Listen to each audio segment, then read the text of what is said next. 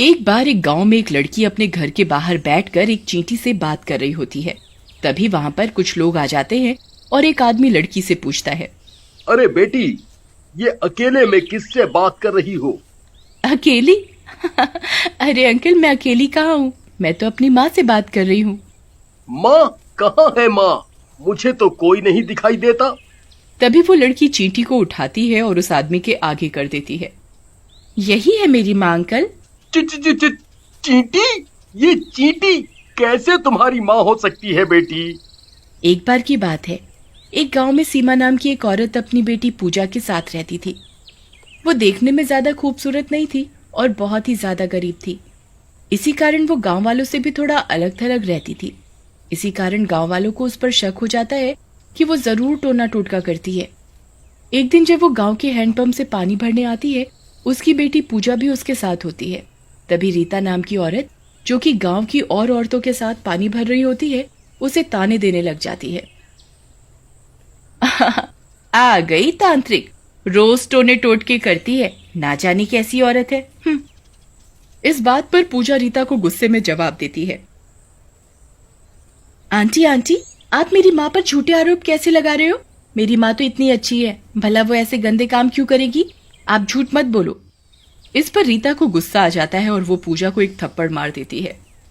जमीन से निकली नहीं है और चलिए हमें ज्ञान बांटने, चल निकल यहाँ से। पूजा को थप्पड़ लगता देख सीमा को भी गुस्सा आ जाता है और वो भी रीता को एक थप्पड़ लगा देती है। खबरदार किसी ने मेरी बेटी को हाथ भी लगाया, ये मेरी बेटी है और मैं इसके लिए कुछ भी कर जाऊंगी। इसके बाद पूजा और सीमा वहां से चले जाते हैं, लेकिन रीता को अपनी बेइज्जती पर बहुत गुस्सा आता है और सीमा से बदला लेने का ठान लेती है। वो घर आकर सारी बात अपने भाई रंगा को बताती है, जो कि एक गुंडा होता है। कैसी बहन है तू मेरी? एक औरत से पिट के आ गई। अरे तू रंगा की बहन है, मेरी नाक कटवा दी तूने लोगों के सामने। भाई ऐसे मत हंसो, तुम्हें नहीं पता कि मेरी कितनी बेइज्जती हुई है। अब कुछ करो नहीं तो मैं अपनी जान दे दूंगी। तू डर मत मेरी बहना, मैं आज ही सीमा को ठीक कर दूंगा और तुझसे माफी मंगवाऊंगा।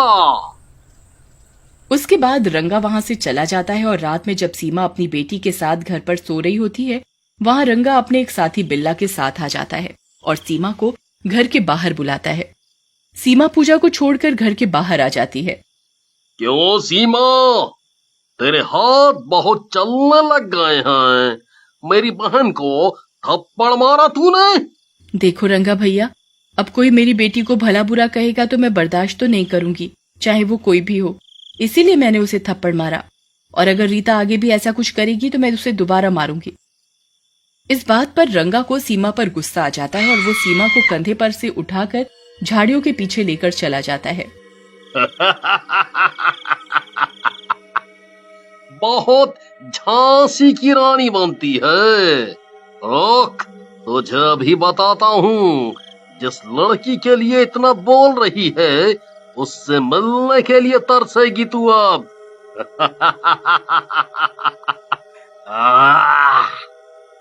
ऐसा कहकर रंगा सीमा को वहीं पटक देता है और उसका गला दबाने लगता है, जिसकी वजह से सीमा मर जाती है। ये क्या किया रंगा भाई? आपने तो इस सीमा को मार दिया। अब पुलिस को पता चला तो वो हम दोनों को पकड़ लेगी। पकड़ेगी तो तब मेरे बिल्ले, तब उन्हें इसका पता चलेगा। एक काम कर, इसको यहीं दफना देते हैं। इसके बाद दोनों सीमा को वहीं दफना देते हैं और वहां से चले जाते हैं। लेकिन सीमा की आत्मा अपनी बेटी के प्यार के कारण वहां से जा नहीं पाती और पूजा के सिरहाने बैठ जाती है। अगले दिन पूजा उठती है और अपनी माँ को देखती है, लेकिन उसे सीमा कहीं नहीं दिखती और धीरे धीरे रात हो जाती है। माँ, तुम कहाँ चली गई? मैं तुमसे कभी जिद नहीं करूंगी और न ही कुछ मांगूंगी, बस एक बार आ जाओ। माँ, मुझे बहुत भूख लगी है। माँ, माँ। पूजा को ऐसे देख सीमा की आत्मा पूजा को छूने की कोशिश करती है, लेकिन उसे छू नहीं पाती। हे भगवान, मेरी मदद करो, ये क्या हो गया? मैं अपनी बेटी को भी नहीं छू पा रही, ये क्या हो रहा है भगवान? तभी सीमा की नजर वहां से जा रही एक चींटी पर पड़ती है। ठीक है भगवान, आप यही चाहते हो तो यही सही।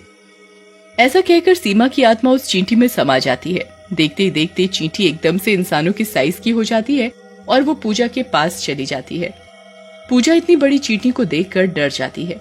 उसका शरीर तो चींटी का होता है और मुंह चुड़ैल का। बेटी डर मत, मैं हूँ सीमा, तेरी माँ। मेरी माँ? नहीं नहीं, तुम झूठ बोल रही हो। मेरी माँ तो बाहर गई है, वो अभी आ जाएगी, तुम जाओ यहाँ से। नहीं बेटी, अब तेरी माँ कभी वापस नहीं आ पाएगी, वो इस दुनिया को छोड़कर जा चुकी है। आओ मेरे साथ। फिर सीमा पूजा को अपनी लाश के पास ले जाती है और उसे सारी सच्चाई बता देती है, जिसे सुनकर पूजा को गुस्सा आ जाता है।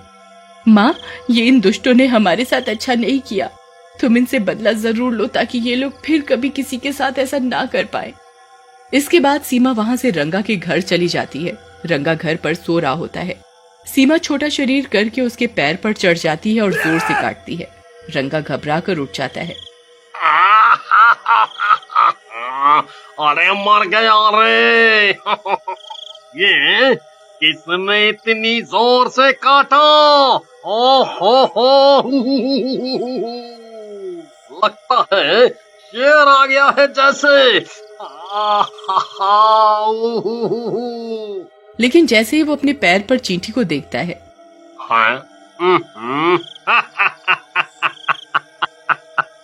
रंगा रंगा रंगा, तू भी डरपोक हो गया है। एक चींटी के काटने से इतना घबरा रहा है। इसे तो मैं अभी मारता हूँ। लेकिन जैसे ही रंगा चींटी को मारने जाता है, चींटी बड़ी हो जाती है। अरे अरे अरे, मर गया रे। इतनी बड़ी चींटी, ये क्या गड़बड़ है? कौन हो तुम चींटी तो नहीं लगती। सही कहा तूने, मैं तेरी मौत हूँ सीमा। तूने एक बेटी से उसकी माँ को अलग कर दिया, मैं तुझे जिंदा नहीं छोड़ूंगी। ऐसा कहकर चींटी रंगा को मार डालती है और उसका सर अपने हाथ में पकड़ लेती है। उसके बाद चींटी वहां से निकलकर रीता के घर जाती है और रीता घर पर अपने 2 बच्चों के साथ सो रही होती है। चींटी रीता को घर के बाहर से आवाज लगाती है। रीता, ओ रीता बहन, उठो, देखो कौन आए हैं। ओहो, कौन है? इतनी रात को भी चैन से नहीं सोने दे रहे। रुको, आती हूँ। लेकिन जैसे ही रीता घर का दरवाजा खोलती है, उसका पैर रंगा के सर से टकरा जाता है। ये क्या हुआ? ये रंगा को क्या हुआ? किसने किया? सामने आओ। तभी चींटी बनी सीमा उसके सामने आ जाती है। उसके हाथ में उसके 2 बच्चे होते हैं। रीता, ये सब मैंने किया है। मैं सीमा हूँ जिसे तेरे भाई ने मार डाला था। मैंने उस दुष्ट को मार डाला है। अब तेरे इन बच्चों का नंबर है। तू ही बदला लेना चाहती थी ना? तेरे कारण ही मेरी मौत हुई है और मैं अपने बच्चों से अलग हो गई। नहीं नहीं सीमा बहन, मुझे माफ कर दो। मेरी गलती की सजा मेरे बच्चों को मत दो। मैं बदले की आग में अंधी हो गई थी, लेकिन मैं तुम्हें जान से नहीं मरवाना चाहती थी। माफ कर दो, मेरे बच्चों को छोड़ दो। तभी पूजा वहां आ जाती है। माँ, छोड़ दो इनको। अगर तुम इन दोनों में से किसी को भी मारोगी तो एक अनाथ हो जाएगा। माँ, छोड़ दो। मैं नहीं चाहती कि कोई हमारी तरह अलग अलग हो जाए। पूजा के कहने पर चींटी रीता के 2 बच्चों को छोड़ देती है और पूजा का हाथ पकड़कर वापस अपने घर आ जाती है।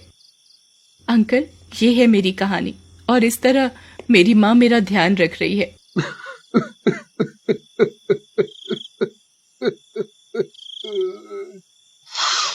मेरी आंखों में आंसू आ गए।